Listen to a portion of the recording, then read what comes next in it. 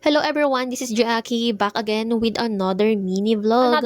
Another linis serye na naman. Halang okay. Baka nga nagtataka kayo kung bakit ibang bahay itong nililinis Dahil nga nakaraang linggo nga, kami nga ay naglipat na ng bahay. Dahil nga lumipat kami sa mas malaki. Alam niyo naman, meron kaming bigasan. Kaya nga mas pinili namin lumipat kaysa makipagsiksikan doon dahil nga wala na nga rin kaming space sa tulugan. Kaya eto, panibagong lipat, panibagong linis na naman. May mga video nga kami noong time na naglipat kami, kaya lang aksidenteng na-delete nga ni Aki. Dahil ang akala nga niya, ina-edit ko na ngayon. Pero hindi. Halang okay. Kaya naman ito, tamang linis lang habang rest day Pantalahin ng oras dahil nga susunod na araw ay duty na naman. Salamat! Medyo may kalakihan na to at malapit lang din naman sa pinag-alisan namin. Kaya hindi masyadong sobrang pagod na pagod ba? Hala, hindi. Dahil nga nag-iisa nga ako ngayon at si Aki nga ay naka-duty, kaya naman ayan, parang tamad na tamad nga ako dyan. Paano ba naman, kakagaling ko lang talaga sa sakit Pero gaya nga ng sinabi ko sa inyo, wala nga kaming choice ni Aki dahil dadalawa nga lang kami dito. Alam nga namang iaso ko pa to sa inyo. Hala, hindi. Tinaas ko nga muna dyan yung papag para mawalisan ko dahil nga nagkulang nga dyan yung linoleum na binili namin noong nakaraan. Ano ba naman, 4 na yarda lang yung binili ko, yung pala kulang. Dahil dito pa nga lang sa Salas, kain na yung 4 na yarda. Pero tamang-tama na nga to sa amin dahil nga medyo marami-rami na rin kaming gamit. Ayaw pa nga ipagalaw yan sa akin ni Aki, siya na nga doon maglalagay ng linoleum na yan, pero hindi talaga ako mapakali. Ayoko talaga kasi nang paputol-putol yung gawa, tapos kinabukasan gagawa na naman. Diba? Mas nakakapagod yun. Yan naman, hayan na, sinimulan ko na siya. Halang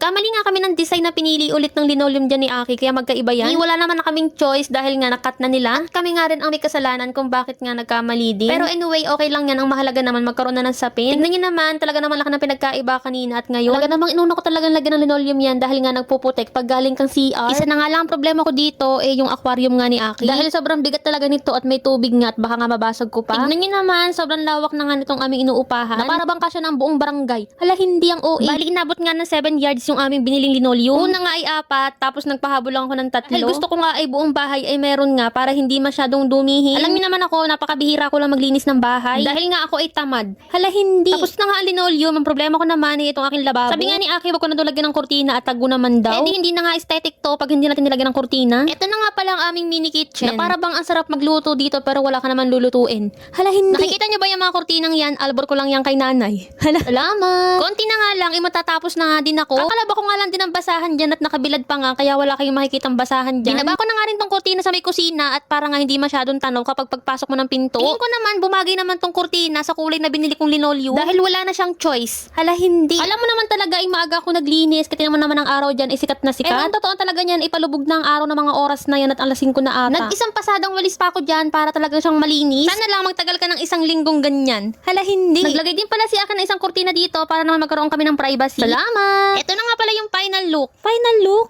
Tingin ko naman at ramdam ko naman na merong pagbabago ba?